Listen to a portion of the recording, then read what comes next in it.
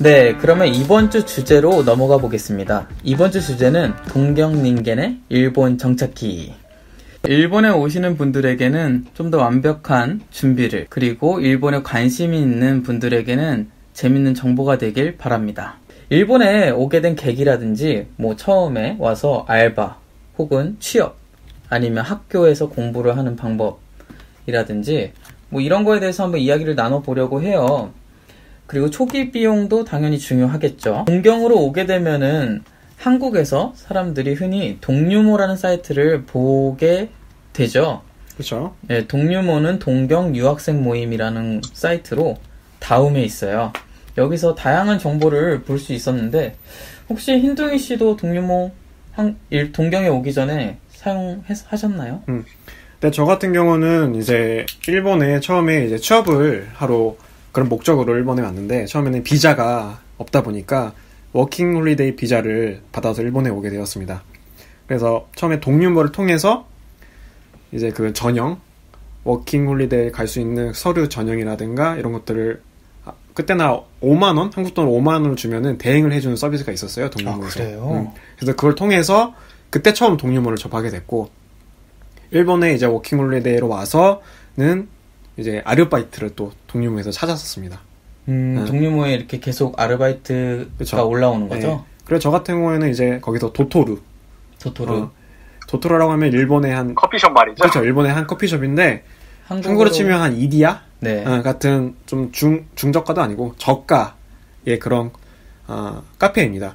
거기서 저는 한 11개월 정도 동유모에서 그 글을 보고 가서 이제 전화로 맨 처음에 연락을 해서 가서 직접 면접을 보고 거기서 한 11개월 정도 면접을 했었습니다. 볼 때는 일본어로 면접을 보나요? 그렇죠. 일본어로 면접을 보는데 처음에는 이제 일본어를 히라가나, 가타카나 이 정도밖에 몰랐기 때문에 다행히 제가 이제 그때 셰어하우스를 살고 있었기 때문에 거기에서 일본 친구들의 도움을 받아서 어떻게 이제 백으로? 그렇죠. 네. 백은 아니고 전화 통화를 같이 스피커폰을 켜가면서 이제 같이 영어로 어떻게 해가지고 전화를 받고 면접 약속을 잡고 이제 가서 이제 보통 질문이 알바할 때 이제 면접 볼 때 질문이 정해져 있어요. 네. 일주일에 몇 번 일할 수 있냐, 비자 언제까지냐, 그리고 열심히 할 수 있냐, 잘할 수 있냐, 일본어 이렇게 못하는데 괜찮겠냐, 간바리마스, 일주일 4번, 5번 일할 수 있습니다. 그리고 비자 지금 이 정도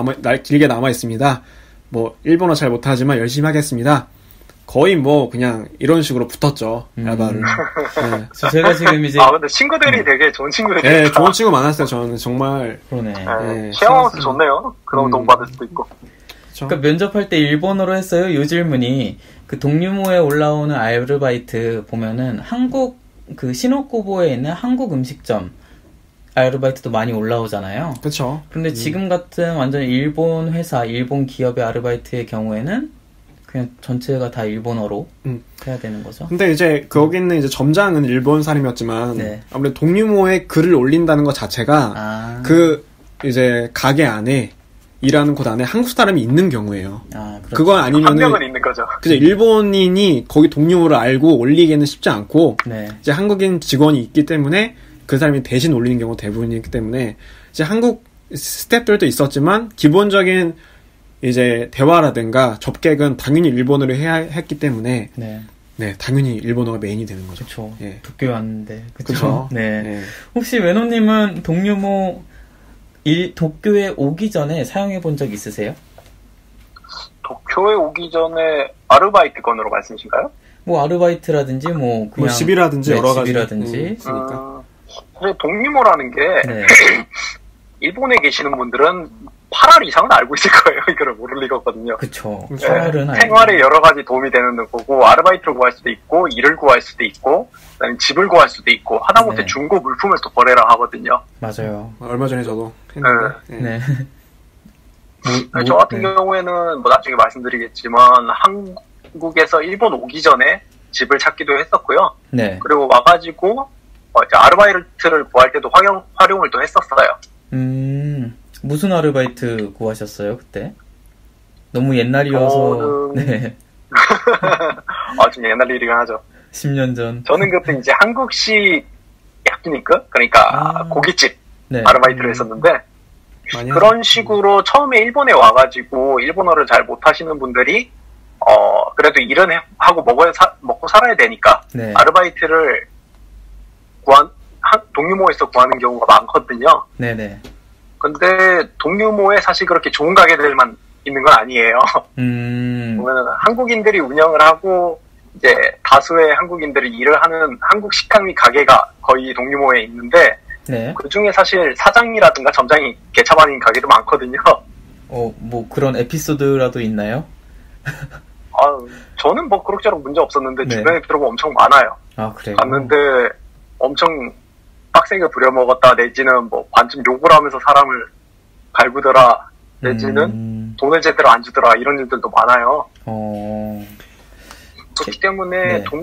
동유모에 있는 한국인이 운영하는 가게 아르바이트는 이제 양날의검이라고 봐야 되는데 그래도 필요한 경우가 분명히 있고 그런 분들을 위해 가지고 한 가지 동유모에서 아르바이트를 찾을 때 팁을 좀 드리고 싶은 게 있어요. 네, 알려주세요. 꿀팁. 네.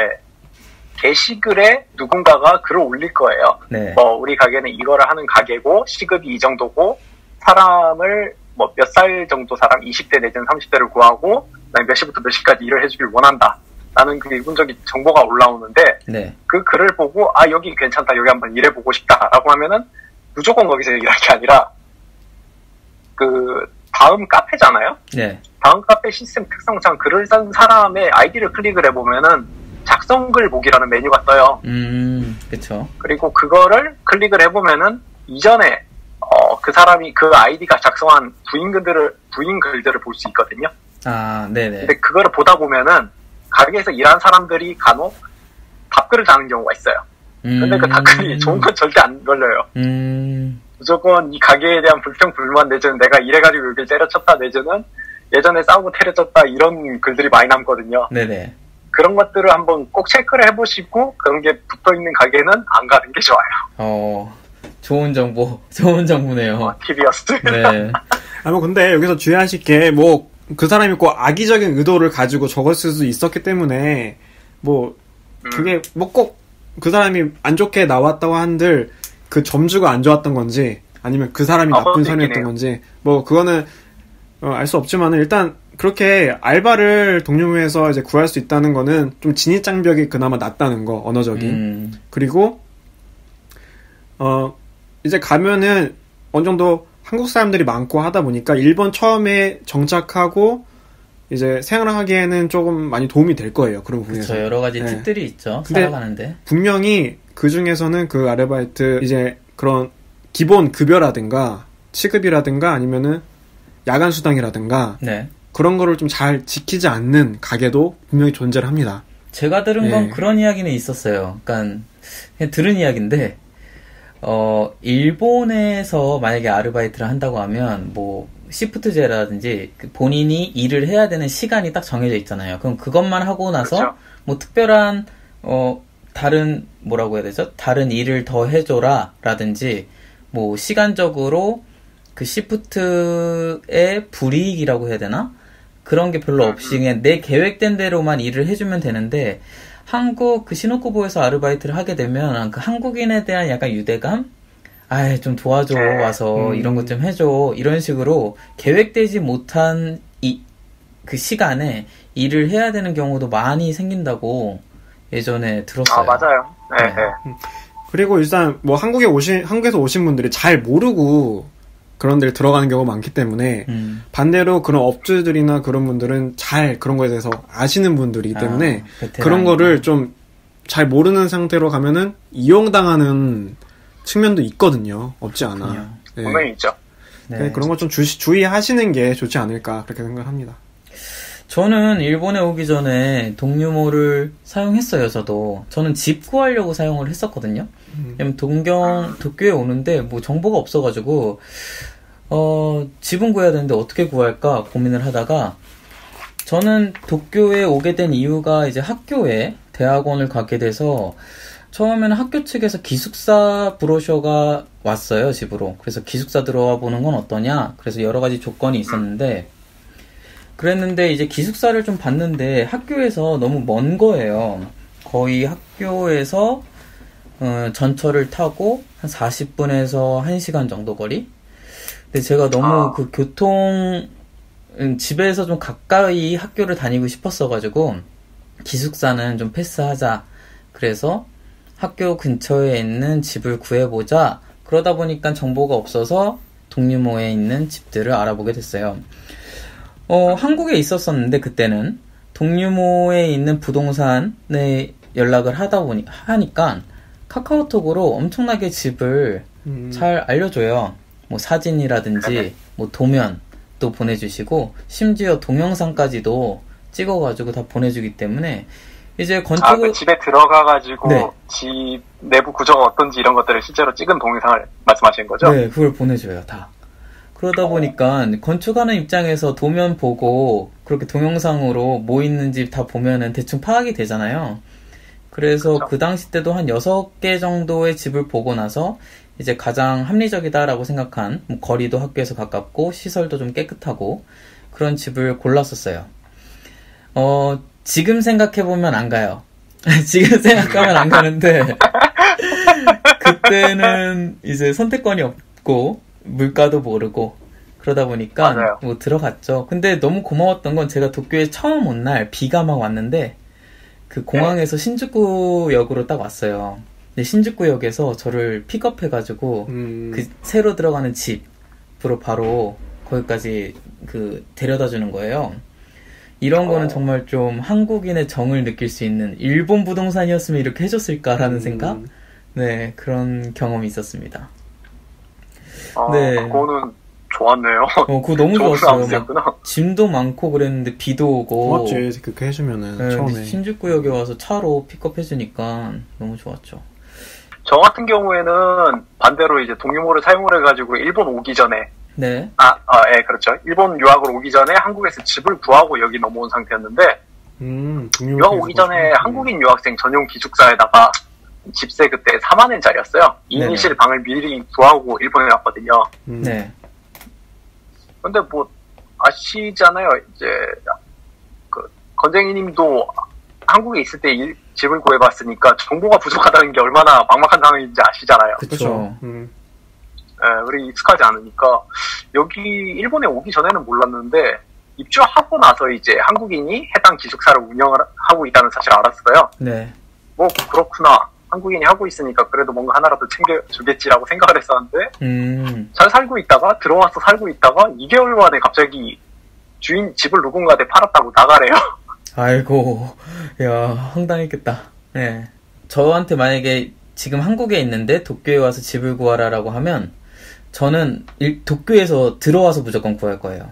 그러니까 한국에서 처음에는 여기에 그런 데 있잖아요. 쉐어하우스라든지 단기로 머물 수 있는 곳에 한 달이나 2달 정도를 계약을 해서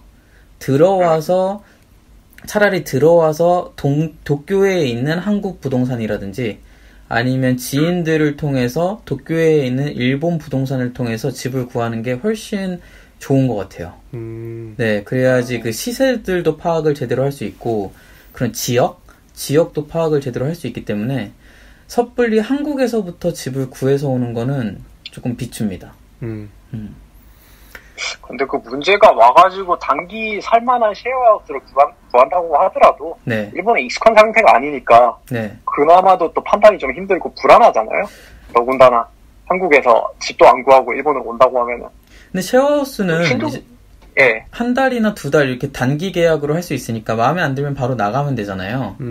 근데 이렇게 부동산에 계약을 해버리면 2년 동안 살아야 되니까 뭐 1년에서 2년 초기 비용도 많이 들고. 네. 네, 자, 그래서 제가 쉐어하우스에 3년 반 동안 산 제가 쉐어하우스 전문가 한번 말씀을 해드리겠습니다. 네, 저 같은 경우도 일본에 뭐 다들 그러시겠지만 연구가 없었기 때문에 뭐 한국에서 집을 구해야 했고, 저 같은 경우는 쉐어하우스를 선택을 했어요. 네. 이유는요? 이유는 싸기 때문에. 네. 그렇게 싸나요? 역시나. 저 같은 경우는 이제 처음에 이제 상호명을 말해도 되나? 띠띠띠 네. 이런 식으로. 네. 크를 시작하는 쉐어하우스를 업체를 선택을 했어요. 왜냐면은 제가 이제 시노쿠보에 계속 살았었는데 이제 어학교를 3개월 끊고 어학교를 끊고 나서 집을 찾았기 때문에 이제 어학교랑 가장 가까운 곳 시노쿠보에 있는 집을 찾아야 했고 한인타운에 있는 집을 찾아야 했고 그리고 그렇게 비싸면 안 되고 그것은 이제 샤워하우스밖에 없더라고요.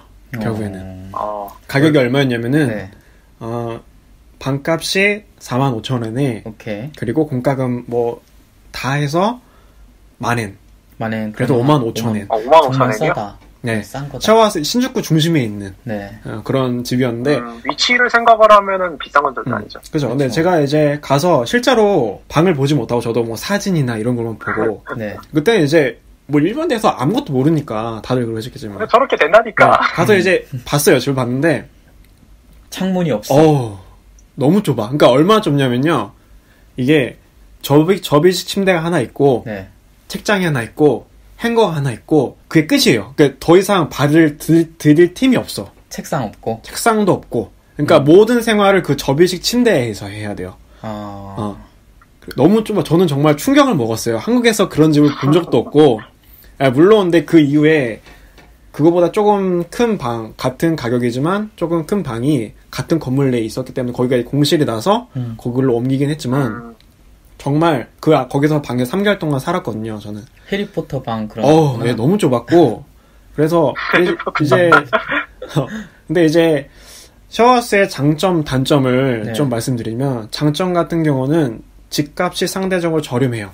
그쵸. 왜냐면 지금 얘기하신 게 55,000엔이었는데 저 그 처음 집이 신주쿠에서 두정거장 위였어요. 그러니까 신주쿠에서 더 멀죠. 근데 제가 80,000엔 넘었었거든요. 그러니까 55,000엔이면 정말 싼 거였어요. 근데 이제 뭐 크라고 시작하는 그 업체는 지금도 그런데 초기 비용 3만엔을 내요. 3만엔 이것도 싸다. 열쇠 교환 비용이라든가 이거는 돌려받지 못해요. 근데 또 G라고 시작하는 업체가 있어요. 근데 거기는 초기 비용이 없어요. 그마저도.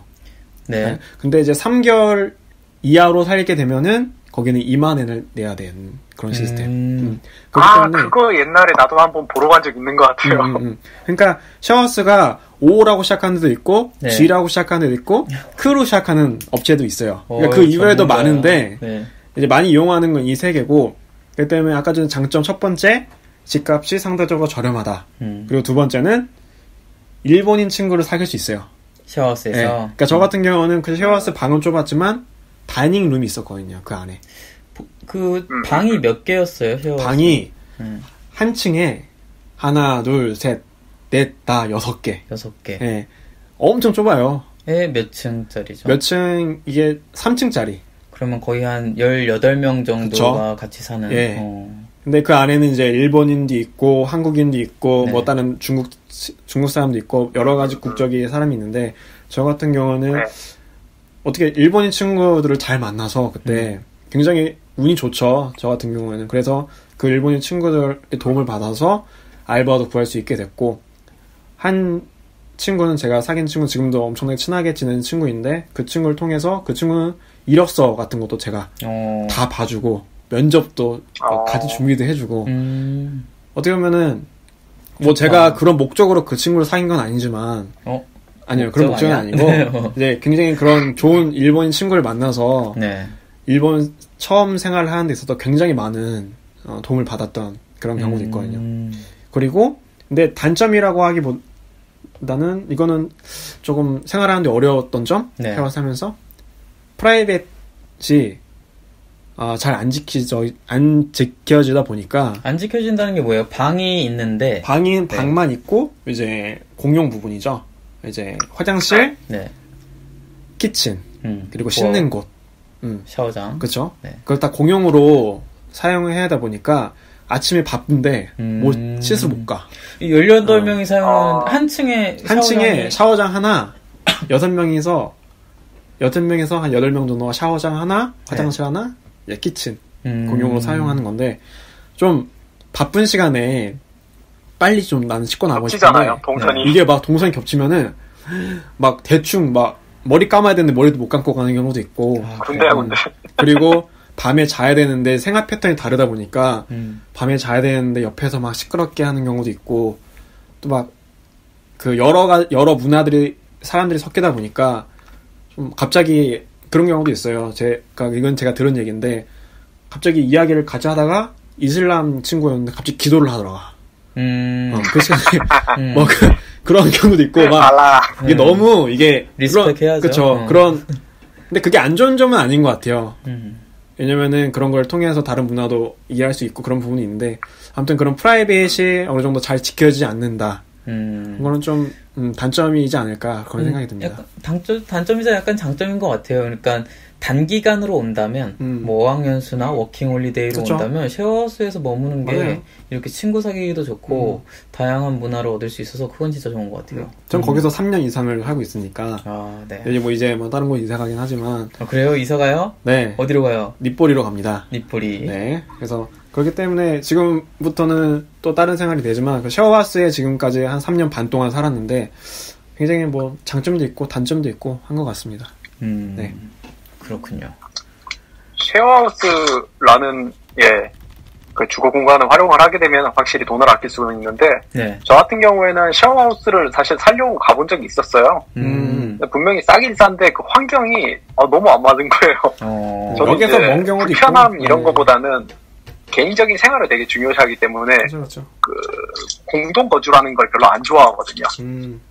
그래서 제가 찾았던 방법 중에 하나가 네. 동유모에 보면 다음에 동유모 카페에 보면은 기승전 동유모 룸메이트 찾기라는 맞아. 룸메이트 찾기라는 메뉴가 있어요. 네. 그걸 보면은 이제 기존에 어떤 집에서 혼자 사는 사람이 있고 혼자 내지는 이제 소수의 사람들이 살고 있고 거기에서 같이 들어와가지고 집세를 네. n분의 1 해가지고 같이 내고 같이 살 사람들을 구하는 분들이 있어요. 그거를 사게 되면은 이제 소수 인원으로 같이 살면서 그리고 집 비용도 많이 떨어뜨릴 수 있죠. 그거를 중요시했기 때문에 네. 그런 식으로 찾아보고 실제로 룸메이트를 한 서너 명 바꿔가면서 같이 살기도 했었거든요. 옛날에 돈이 없었으니까. 외노님이 집이 있고 룸메이트를 부른 거예요? 아니면 거꾸로인가요? 반대요. 제가 들어갔어요. 그렇게 되면 계약을 보통 어떤 식으로 해요? 그냥 야칭의 반만 내면 되나요? 왜냐면 초기 비용이라는 게 있는데. 아니에요. 네. 기존에 이미 초기 비용을 다 내고 살고 있던 사람이 네. 이제 혼자 집세 내기가 좀 힘들다. 내지는 어차피 다들 유학생인 사람들도 있으니까 네. 유학생들 바쁘잖아요. 네. 학교도 가야 되고 아르바이트도 해야 되고 그러면 집을 비워두는 시간이 많아요. 그쵸. 그러니까 그 시간 차라리 남을 들여가지고 집세를 반땅을 하면은 그 사람으로서도 이득이잖아요. 그럼 확실히 룸메로 들어가는 게 초기 비용 면에서는 진짜 메리트가 있겠네요. 일본에서는 있죠. 네, 집 들어갈 때 초기 비용이 너무 많이 드니까. 맞아. 그리고 네. 더군다나 여러 사람들과 공동 생활을 할 그러니까 리스크라고 해야 되나? 그쵸. 그런 것들도 많이 줄여줄 수 있고. 저 같은 경우는 운이 좋아서 그랬는지 그 부분에 대해 가지고 사람이랑 맞다 안 맞다 대한 건 있어도 네. 그 외의 부분에 문제는 특별히 없었는데 제가 지금 얘기한 거 들으면은 청취자분들은 이 방법이 괜찮다라고 생각할 수도 있는데 이게 또 리스크가 커요. 왜냐면은 네. 맞아요. 제가 가령 건쟁이 씨가 네. 동유모에다가 부인글을 올려가지고 그쪽에 제가 보러 가게 됐어요. 네. 이 집이 괜찮아. 알겠어요. 그럼 들어갈게요. 언제 들어가면 돼요? 라고 하면은 건쟁이 씨는 네. 언제 들어오라고 저한테 말을 하겠죠. 말을 하면서 그러면은 말만 해놓고 나중에 안 들어오는 사람이 있으니까 계약금조로 얼마만 주라 라고 하면은 저는 당연히 그 정도는 줄 수 있고 들어갈 생각이 있으니까 네. 얼마를 돈을 줄 거예요. 네. 그러고 나서 얘기를 하겠죠. 언제 입주를 하겠다. 그러면은 건쟁이 씨는 저한테 우편 포스트함에다가 열쇠를 넣어놓을 테니까 그때 들어와라. 그럼 된다. 그럼 저는 이제 해당 날짜에 짐을 다 챙겨가지고 갈 거잖아요. 네. 근데 가보면은 포스트함에 열쇠도 없고 연락을 해봐도 건쟁이 씨가 전화를 안 받아. 그렇게 나쁘게 살지 마세요. 진짜 여러분들. 다른 사람한테 계약을 한 건가? 아니 원래 그런 집이 없던 거지. 살고 있었는데 자기 이제 귀국을 할 때 맞춰가지고 그런 식으로 돈을 땡겨가지고 한국 가는 사람들이 있어요. 쓰레기네. 진짜로 대박이다. 네. 그렇기 때문에 이 방법이 괜찮긴 한데 리스크가 크니까 그렇네요. 이렇게 하려면은 실제로 가가지고 그 방에 가서 사람을 만나볼 거 아니에요. 네. 그러면은 그 방에 이제 기본적으로 사람이 생활을 하기 위한 물건들이 다 있죠. 뭐 드라이어기, 전자레인지, 냉장고 이런 것들 있잖아요. 그게 멀쩡하게 다 있는지 한번 챙겨보시고. 아, 이게 없으면은 이사 준비 중이다. 그렇죠. 이렇게. 얘가 이미 이사 준비를 하고 있는 거잖아. 그럴 수 있겠네요. 와, 근데 무섭다, 그 이야기. 그리고 뭐 계약금 줘라고 하는 돈도 네. 1, 2만 엔이면은 그냥저냥 합의할 수 있는 납득 가능한 돈인데 한 달 집세를 다 달라고 한다던가 아니면은 나라는 사람이랑 같이 사는 것도 생전 처음 보는 사람이다 보니까 그쵸. 리스크가 있는 거잖아요. 서로 맞을지도 어떨지도 모르고. 네. 그러니까 좀 나를 확실히 파악을 해야 되는데 그런 것도 안 받고 집 비니까 들어오세요 라고 하는 경우도 좀 위험한 거야. 엄청 낙천적인 사람 조심을 해야 돼요.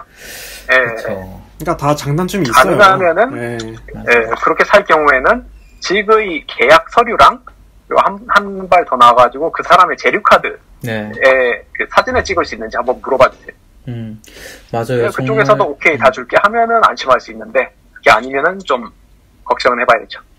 정말 그런 것 같아요. 그러니까 외국에 나오게 되면은 확실히 물론 한국에 있어도 똑같다고 생각은 드는데 조금 더 긴장한 상태로 사람들의 신원 확인이라든지 뭐 계약서 확인이라든지 조금 더 민감하게 접근하는 게 중요한 것 같아요. 그냥 될 대로 되겠지라는 생각으로 사람들을 믿고 어떤 계약이라든지 뭐 거래라든지 했다가는 진짜 눈 뜨고 코 베이는 경우가 종종 있습니다. 아까 이제 조심해야 돼요. 그쵸. 아까 쉐어하우스에 대해서 이야기를 했는데 이제 흰둥이님도 집을 닛보리로 이사를 간다고 했잖아요. 지금 듣고 계신 청취자분들 중에서도 쉐어하우스가 아닌 집을 바로 구하시는 분들도 계실 거예요. 그래서 일본에서 집을 구할 때 초기 비용이 어떻게 되는지를 좀 알려드리고 싶었어요. 한국이랑 조금 다르거든요. 한국은 이제 보증금이 보통 있고 이제 월세, 전세 아니면 집을 그냥 사버린다든지 이렇게 크게 나눌 수 있는데 일본에서는 전세라는 개념은 일단 없어요. 한국에만 있는 좀 특별한 케이스죠, 전세가. 외국에는 전세가 별로 없는데 다른 나라에도 좀 찾기 힘들죠? 네, 없어요. 일본뿐만이 아니라. 그쵸. 네. 그러다 보니까 이제 월세 아니면 사는 건데 사는 건 좀 무리가 있죠. 그러면 이제 월세잖아요.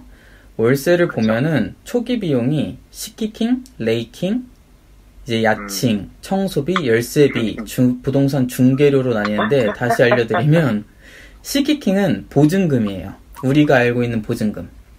근데 한국처럼 나중에 돌아오는 돈. 그쵸, 나중에 돌아오는 돈. 한국처럼 보증금이 좀 세진 않고 보통 한 달치 월세 가격이 보증금으로 잡혀요. 그리고 두 번째로 레이킹인데 레이킹은 이제 사례금이에요. 그 주인한테 저 이 집 들어가니까 감사합니다 라고 주는 약간 어이없는 돈이에요. 반대 아니야? 반대? 그러니까 반대인데 우리가 돈을 내는데 우리가 돈을 줘야 돼. 이 레이킹이라는 게 있고 그 다음에는 한 달치 월세를 내요. 근데 이 한 달치 월세라는 게 뭐냐면 30일이 꽉 찬 한 달치를 내야 돼요. 예를 들어서 계약을 20일에 해요. 그러면은 이 달에 10일이 남았잖아요. 그러면은 40일치를 내야 되는 거예요. 다음 달 30일 플러스 10일. 맞아요. 네, 그게 아니고 만약에 내가 이 돈을 좀 줄이고 싶으면 한 달치 딱 1일에 들어가는 게 제일 이득이에요. 만약에 35일이 되면 그 돈을 플러스로 5일치를 다 내야 돼요. 그러다 보니까 이것도 좀 신경을 써줘야 되고 다음으로는 청소비. 이제 집을 청소하는 클리닝비를 내야 되는데 이게 보통 한 30만원에서 40만원 정도 들어요. 3만원, 4만원. 무슨 청소를 하는 거야 도대체? 나는 깨끗이 하나 봐. 그 다음 드는 게 이제 열쇠비. 한국처럼 번호키를 사용 안 하고 아직까지도 여기는 그 열쇠를 많이 사용해요. 맞아. 근데 이제 전에 들어간 사람이 혹시 열쇠로 장난을 쳤을 수도 있으니까 그 열쇠를 다 바꿔요. 그래서 열쇠비가 또 한 30만원, 3만원 정도 들고 마지막으로 이제 부동산 중개료가 들죠. 부동산 중개료는 1.08을 곱하면 돼요. 그 월세에서. 그러다 보니까 전체적으로 초기 비용을 계산할 때 내가 지금 들어가려고 하는 집의 월세에 곱하기 4에서 4.5를 하면 그게 집을 구하는 초기 비용이라고 생각을 하시면 됩니다. 근데 그 중에 이제 일부 돌아오는 또 시키킹? 네, 시키킹. 그거 빼고는 못 돌려받는 거잖아. 그런데 이제 여기서부터 이야기를 해드리고 싶었던 게 있어요. 그러니까 이거는 초기 비용을 어떻게 줄이냐인데 저 같은 경우는 사실 열쇠비를 안 내요. 그러니까 이제 일본 부동산 계약할 때 그 주인 아저씨나 그 관리 회사의 이야기를 해서 나 열쇠 괜찮다. 누가 들어와도 나 상관없다. 그러면 이제 30만 원 정도가 세입이 되고 그 다음 세입할 수 있는 게 부동산 중개료예요. 이거는 정말 그 부동산 아저씨나 뭐 아주머니한테 얘기를 잘해야 돼요. 그러면 아까 야칭 그 월세 1.08배가 아닌 거의 60%나 50%까지도 가끔씩 해줘요. 그러면은 야칭이 만약 월세가 한 달에 80만 원이면 40만 원 정도 또 세이브를 할 수 있죠. 그리고 그 중에 그 부동산 아까 일본에 와서 좀 찾아보라고 했던 이유가 이건데 시키킹이나 레이킹을 안 받는 집들이 간혹 있어요. 그러니까 시키킹은 보통 보증금이기 때문에 내야 되는데 레이킹, 이 사례금을 안 받는 주인분들이 간혹 있어요. 근데 안 받는 이유가 있어요. 집이 오래됐다든지 역에서 멀다든가 역에서 멀든지 뭐 바퀴벌레가 나왔다든지 아니면은 그런 경우도 있어요. 여기서 자살한 경우 사람이 자살했을 때도 이 초기 비용이 많이 저렴해집니다. 그러니까 또 그런 것도 봐야 돼요. 네. 이게 저렴하면 괜히 저렴한 게 아니거든요. 맞아. 집이 막 새 집인데 엄청 싸. 그러면은 거기 뉴스 찾아보면 있어요. 그런 사건들이. 그렇습니다. 일본 건축 그 법률상에 흉가라는 개념이 실제로 있더라고요. 흉가요? 네, 네. 잘 모르는 그러니까 사람이 내용이라서. 죽어나갔다라고 하면은 그걸로 취급이 돼가지고 그럴 경우에는 부동산에서 네. 자기 쪽에서 직접 말해줄 필요는 없어요. 근데 손님이 혹시 여기 그 월세가 너무 싼데 여기 흉가예요? 사람 죽어나갔어요? 라고 물어보면은 그거에 대해서 답을 해줄 법률적인 의무가 있더라고요. 맞아요. 그러니까 저도 이게 법률적으로 있는지 몰랐는데 저 이번에 집 구할 때 진짜 이상할 정도로 싼 집이 있었어요. 그래서 여기 왜 이렇게 싸져 했는데 이 옆집에서 자살이 일어났다고 이야기는 해주더라고요. 부동산에서. 잠시만, 지금 녹음하는 그 집이요? 이 집 말고 다른 집이에요. 그 말고. 네, 요 집은 다른 집입니다. 그렇습니다. 이번 흰둥이님은 새 집 구하실 때 어떻게 구하셨어요? 저는 동묘모에서 봤어요. 동묘모에서? 네, 동묘에서 보고. 기승전 동묘. 네, 그래서 이제 모든 것이 동묘모로 밀려야 된다. 건물주분이 이제 자이니치 신분인데, 한국말 너무 하시고, 네, 제일 교포 분인데, 한국식으로 한국 유학생들이 많고, 한국 사람들이 많으니까, 이제 가구가 거의 다 있는, 그리고 초기 비용은 안 받는, 네. 그런 집을 어떻게 또 이렇게 내놓으셔가지고, 네, 거기를 이제 계약을 하고 들어가게 되었습니다. 예, 그러면은 건쟁이 씨는 혹시 건축가로서 집을 고를 때 주의해야 될 점 같은 게 있을까요? 말씀해 주실 게 있나요?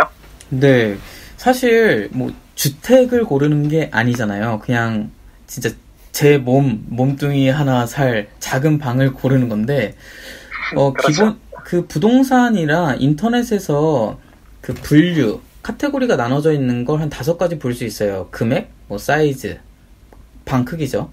역과의 거리, 그 다음에 층수, 몇 층인지, 그 다음에 지어진 연도. 그렇죠. 크게 이렇게 5가지를 나눌 수 있는데, 이거 말고, 이거는 약간 기본이고, 이거 말고 제 개인적으로 집을 구할 때 찾는 노하우가 있어요. 첫 번째는 저는 물을 봐요, 수압.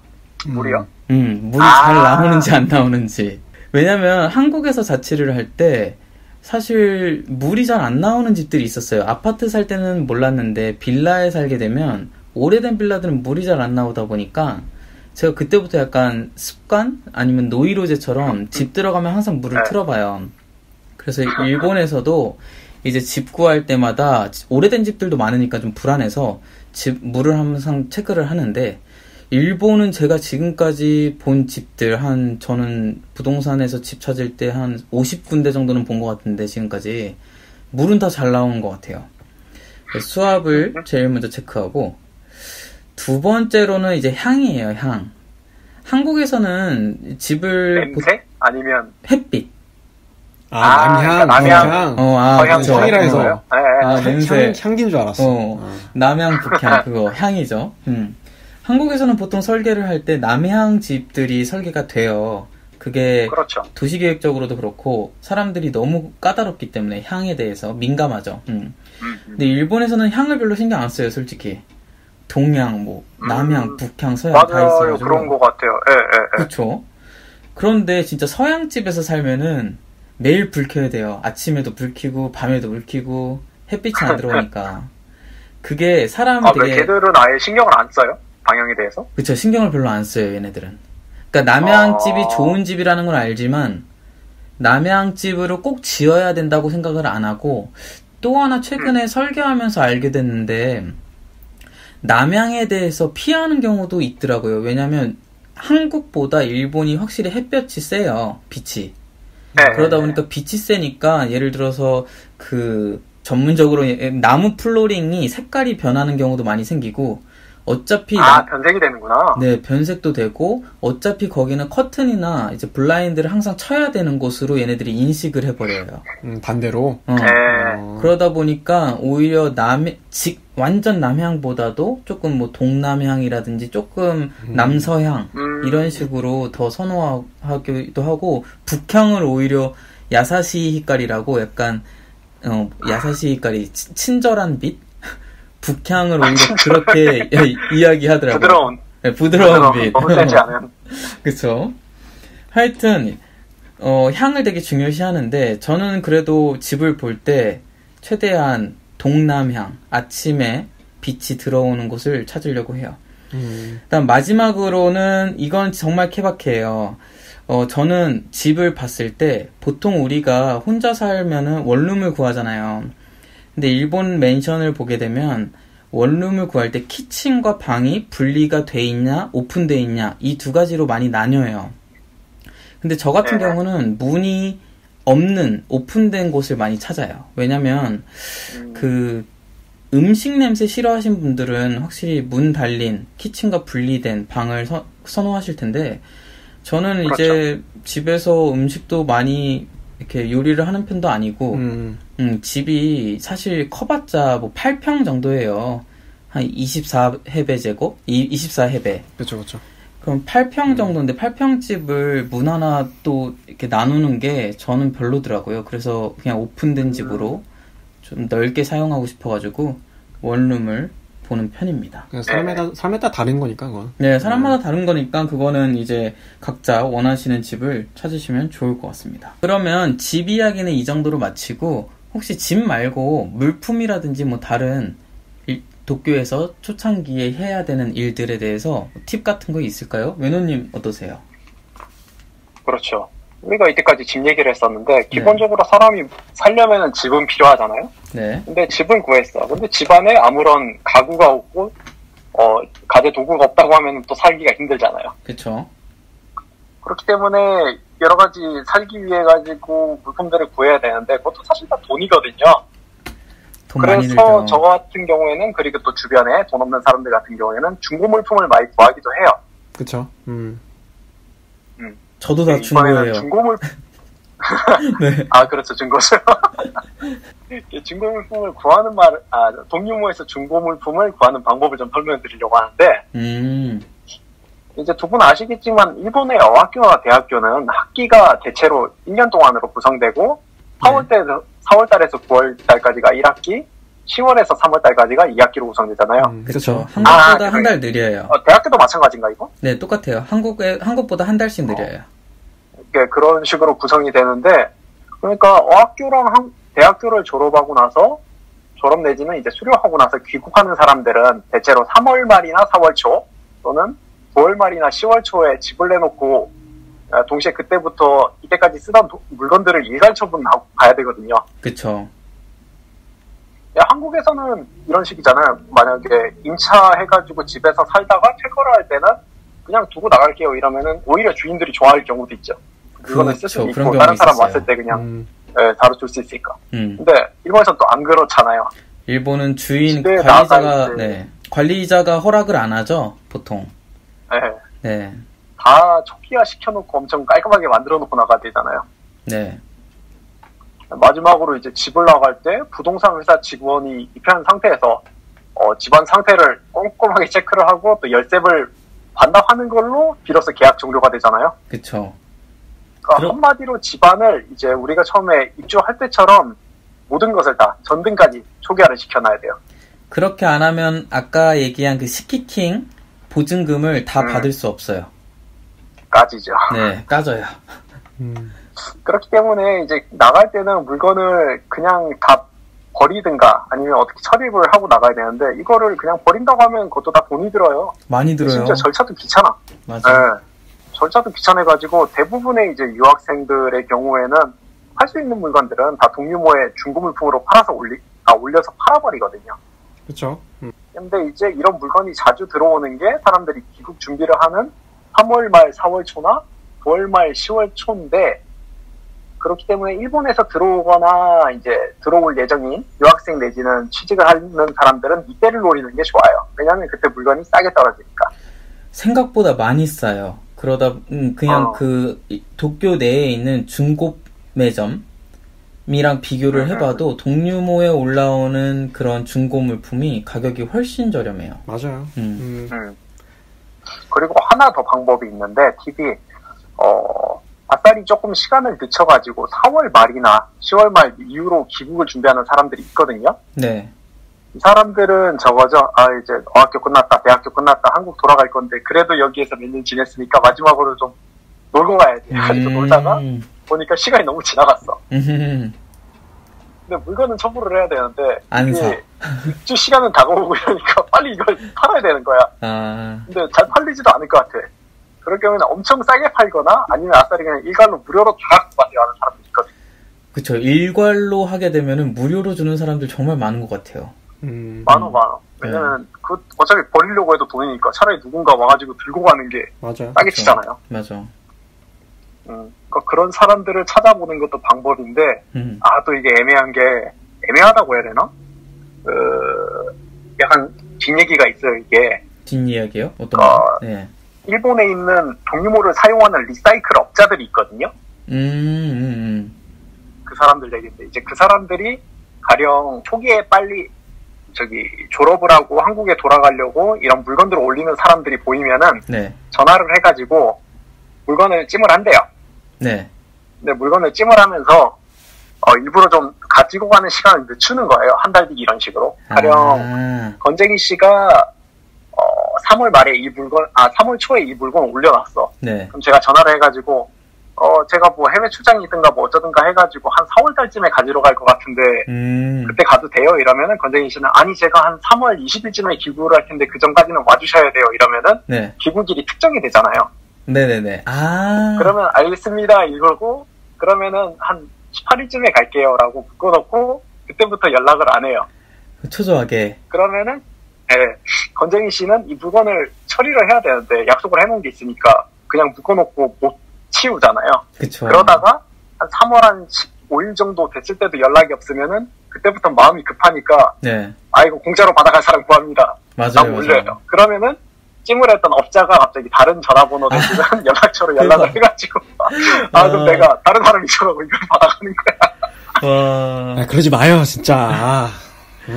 그렇구나. 있어 이런 사람들이. 업자분들 들으실지 모르겠지만 네, 저도 이제 동유모 통해서 중고 제품 판매해본 적도 있고 구매해본 적도 있는데 이제 판매하는 입장에서도 그냥 애누리 해달라고 하면 해줄 마음 있고 구매하는 입장에서도 그냥 빨리 연락 드려가지고 빨리 구매할 테니까 애누리 좀 해주세요. 그러니까 좀 깎아주세요라고 하면 보통 판매사 분들이 너그럽게 깎아주더라고요. 네. 그렇죠. 근데 그런 개인적으로 하면은. 네. 네. 그러면 동유모로 이제 물품 구매하는 거를 이야기하셨는데 물론 동유모로 그 중고 제품을 구매하는 것도 좋지만 새 거 사고 싶잖아요. 네, 새 거 사고 싶어요. 사실 새 게 좋지. 네, 그렇잖아요. 저도 이제 일본 처음 올 때는 정보가 없으니까 도대체 어디서 사야 돼? 그냥 일본 여행 왔다가 아는 그 무인양품에서 이제 그 가구라든지 뭐 가전제품을 사기도 했죠. 그런데 네. 제가 봤을 때 무지보다도 더 저렴한 곳은 니토리예요. 니토리. 니토리 좋아. 네, 니토리는 오히려 무지나 이케아보다 일본 집 사이즈에 더 맞은 가구나 가전제품들이 더 많아요. 그러니까 사이즈가 더 핏해요. 니토리는 일본에서 하기 때문에. 그리고 조금 더 저렴한 그런 뭐라고 해야 되죠? 생활용품들이 많아요. 사실 무지나 이케아는 조금 예쁘잖아요. 가구도 예쁘고 뭐 그냥 우리들이 막 쓰는 쓰레기통이라든지 뭐 빨래통도 예쁜데 가격은 좀 비싸고 한데 니토리 가면은 그렇게 좀 비슷하면서도 저렴해. 비슷한 것들이 좀 더 저렴하기 때문에 약간 안 보이는 데 사용하는 것들이 있잖아요. 뭐 수납장 안에 있는 옷 박스라든지 뭐 싱크대 안에 있는 뭐 조미료통이라든지 이런 거는 전 니토리 정말 강추합니다. 그러면 물품은 이 정도면은 제가 봤을 때 한국에서 오시는 분들에게 많은 도움이 됐다고 생각을 하고, 다음으로 거의 이제 마지막으로 이 이야기를 해보고 싶어요. 일본에 올 때 주의할 점이 있다면 한번 이야기를 나눠보고 싶어요. 외노님 혹시 주의할 점 있으신가요? 저는 뭐 일본 유학에 대해 가지고 나쁜 얘기만 제가 다 담당을 하고 있는데 캐릭터를 잡아가는 저 같은 경우에는 그렇죠. 네거티브 재팬 전문가. 근데 유학생들이 이제 거진 다 평생 한국에서 살다가 해외로 일본으로 나오게 되는 거잖아요. 그렇죠. 그러면은 일본 이전에 다른 국가에서 유학을 해본 분들도 있겠지만 그렇지 않다고 하면은 지금까지 살아오던 사회랑은 환경이 굉장히 달라지기 때문에 여러 가지로 취약해질 수밖에 없어요. 네. 근데 뭐 언어적인 문제도 있고 여러 가지가 있겠지만 사기에 대한 면역성이 또 그래요. 사기? 사기. 네, 사기. 네. 그러니까 일본이라는 나라가 우리가 기본적으로 준법 정신이 강한 나라라는 인식이 있잖아요. 네. 근데 사실 일본에 사기꾼들 되게 많거든요. 아, 그래요? 아직 당해본 적은 네. 없어요. 네. 많아요. 사기꾼도 많고.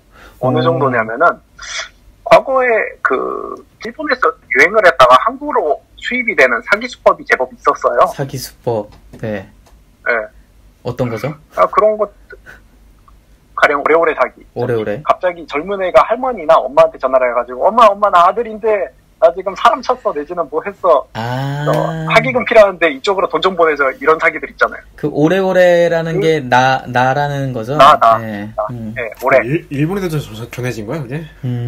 보이스피싱 아니야 그거? 보이스피싱. 보이스피싱이지 그래. 그것도 그렇고 여러 가지 것들이 일본에서 유행을 했다가 한국으로 수입된 것들이 많거든요. 아 그래요? 그런 것도 얘들이 기발해 그런 사기 수법이. 야, 전혀 몰랐네요. 어떻게 보면 이제 일본은 사기 선진국이라고도 볼 수 있는데. 사기 선진국. 일본인이야 그런 것들에 대해 가지고 이제 알고 있잖아요. 그러니까 유명해져 가지고 상식선으로 알고 있는 사기 수법도 유학생들은 면역이 없으니까 속아 넘어가기가 쉬워요. 그럴 수 있겠네요, 진짜. 그리고 이제 일본어가 아직 부족한 것도 그 원인 중에 하나가 되죠. 맞아요. 가령 누가 사기꾼이 와가지고 얘를 노렸어. 그래가지고 뭔가 막 말을 해. 근데 잘 못 알아들으니까 그냥 하이 예 이러다가 보면 어느새 내가 동의한 걸로 돼 있고.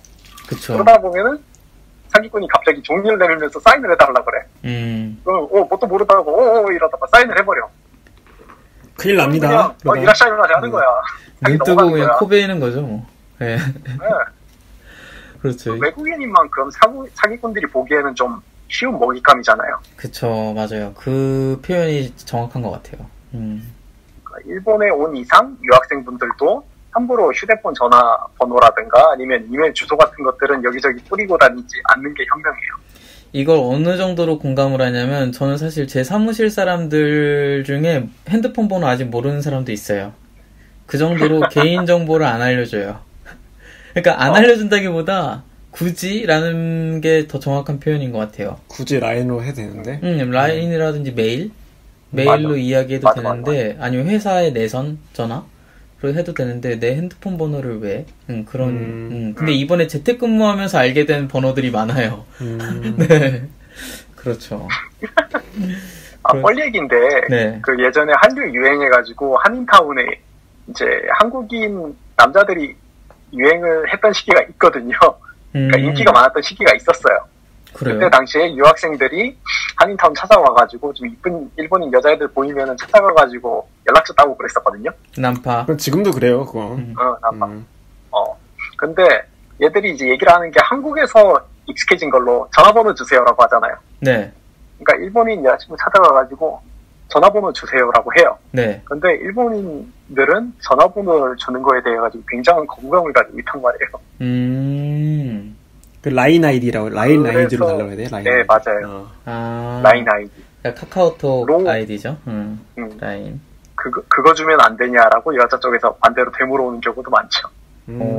경험담이신가요? 경험담인가요? 아닙니다. 성실하고, 예. 말을 더듬는. 네. 일집, 공부집, 그런 거예요. 그렇군요.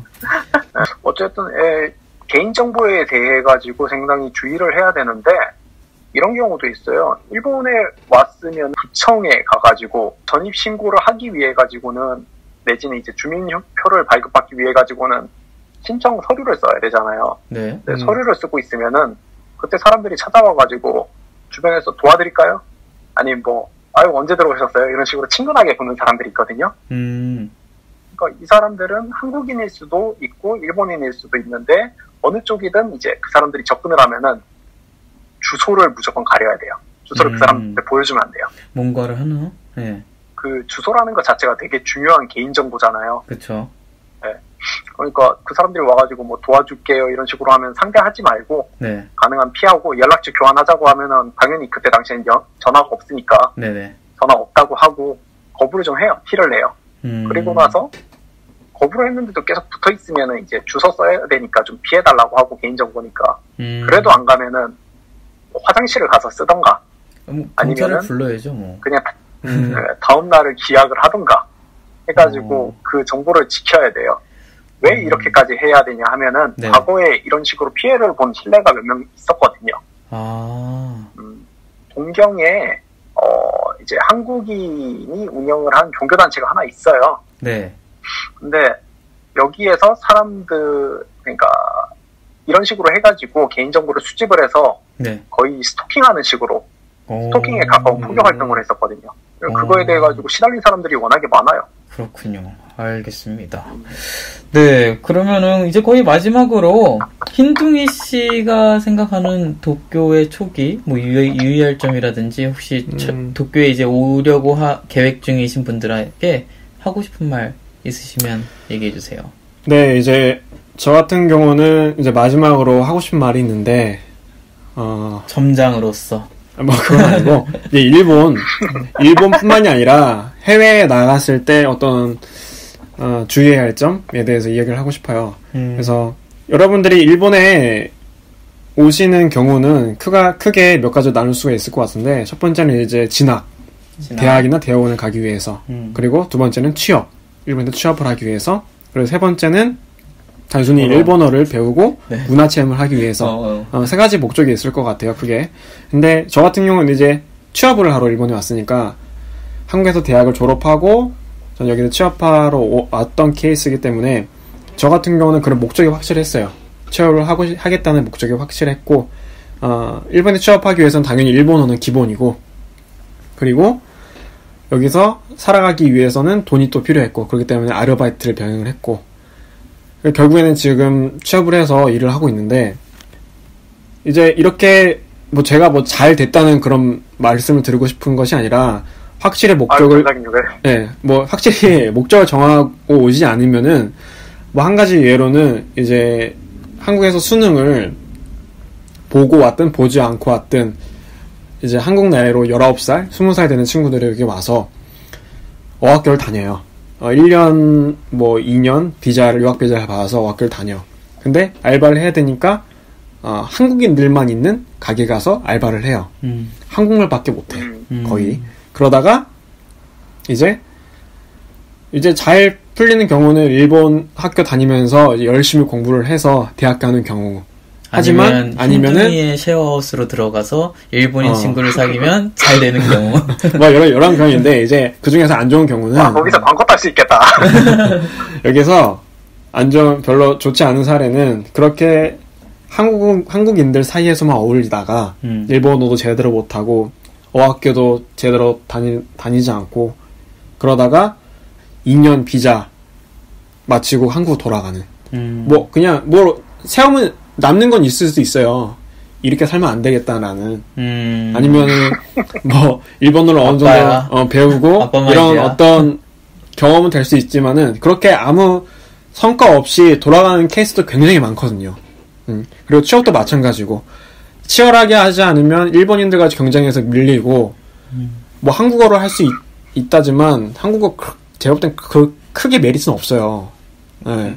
영어나 뭐 중국어나 베트남어나 이런 거 아니면은 그렇기 때문에 치열하게 뭔가 여기서 준비하지 않고 열심히 노력하지 않으면은 그대로 그냥 비자 만료돼서 나갈 수밖에 없는 그런 상황이 되기 때문에 특히 어린 분들 19살, 20살 되시는 분들 이제 부모님하고 떨어져서 여기 와서 자유다 이러고 흥청망청 돈 쓰시고 이제 막 자유롭게 너무 사시면은 그냥 아무것도 없이 그냥 돌아가는 경우도 많기 때문에 이런 걸 좀 주의하고 말씀드리고 싶어요. 결론적으로. 자유롭게 살아도 되죠. 근데 자유롭게 살아도 되는데 저는 그렇게 생각해요. 몰라요. 모르겠어요. 근데 흰둥이 몰아가기. 근데 왜 저는 어떤 그 목적을 가지고 왔으면은 집에서 분명히 어린 친구들은 돈도 보내주고 할 거기 때문에 그쵸. 또 부모님들은 또 믿으시는 부분들이 있잖아요. 잘 하겠지라는. 그래서 여러분들도 좀 그런 거 좀 생각을 해보시면 좋을 것 같아요. 일본에 오신 목적에 대해서. 네, 저도 진짜 동의해요. 그 흰둥이 씨가 지금 얘기한 것처럼 목표를 갖고 오고 목표도 목표인데 약간 책임감이라는 거를 한번 갖고 오는 것도 나쁘지 않을 것 같아요. 우리가 부모님 속에서 살아간다든지 한국에서 우리나라에서 살아갈 때는 확실히 전혀 예상하지 못하고 그냥 편하게 살아갈 때가 있잖아요. 뭐 예를 들어서 언어의 불편함을 느껴가지고 우리가 고생을 해본다든지 그런 게 없었는데 일본에 이제 다른 나라에 가게 되면 확실히 그 내가 내 삶을 책임져서 살아가야 된다는 거 아니면 정말 그냥 단순한 일인데도 언어를 할 수 없기 때문에 해결할 수 없는 거에서의 되게 자괴감 같은 게 있기 때문에 그런 거를 경험해 보면서 성장하는 기간이 되면 좋을 것 같다고 생각합니다. 그러면 오늘 이렇게 도쿄에서 동경 닌겐의 일본 정착기 이렇게 3명이서 한번 이야기를 해봤습니다. 나중에 혹시 댓글이나 다른 피드백을 통해서 궁금한 것이 있다면 저희가 또 다른 편에서 한번 나눠보기로 할게요. 지금까지 흰둥이 건쟁이 외노였습니다. 마타네.